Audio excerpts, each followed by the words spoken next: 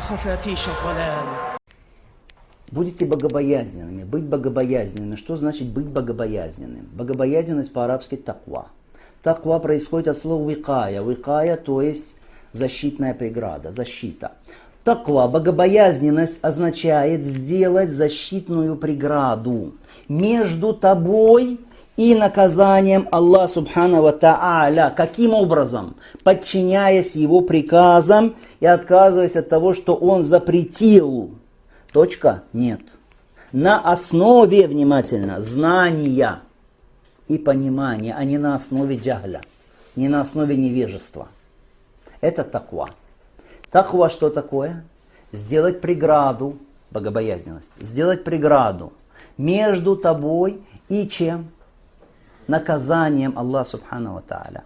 Посредством чего? Посредством выполнения приказываемого. И оставлением того, что запретил Аллах. Как?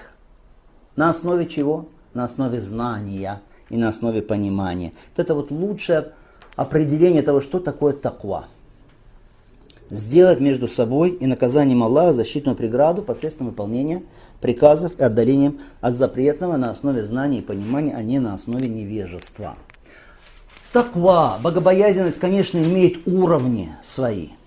Самый элементарный уровень, минимальный уровень, который должен быть у всех. Без него невозможно войти в рай, невозможно стать мусульманином.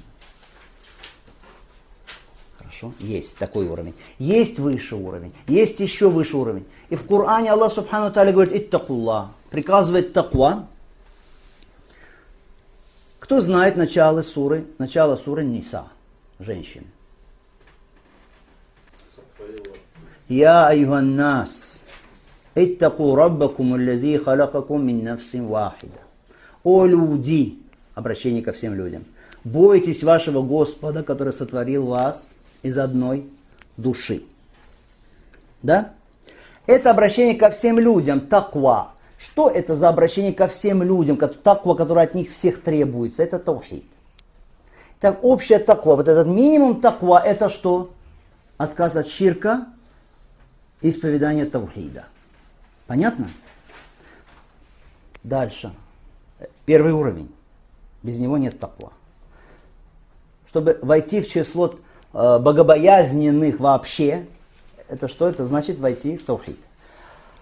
Дальше Аллах Субхану Тааля говорит, сура Аль-Имран, тоже читается в хутбе. Каждую пятницу мы слышим практически. Что сказано? Я айюхаллазина аману. О вы, которые уверовали. Здесь уже обращение к кому? Уверовавшим, то есть уже которые единобожники. Значит, здесь уже пойдет речь ни о чем. Не о уходе от ширка и вхождении в таухид, вхождении в ислам, а о чем-то уже другом. Да? Сказано, я айюхаллазина аману такуллах хакка тукати. О вы, которые веровали, бойтесь Аллаха истинной богобоязненностью. Это уже богобоязненность более высокого уровня. Для кого? Для тех, кто уже в исламе, чтобы их богобоязненность была подлинной, истинной.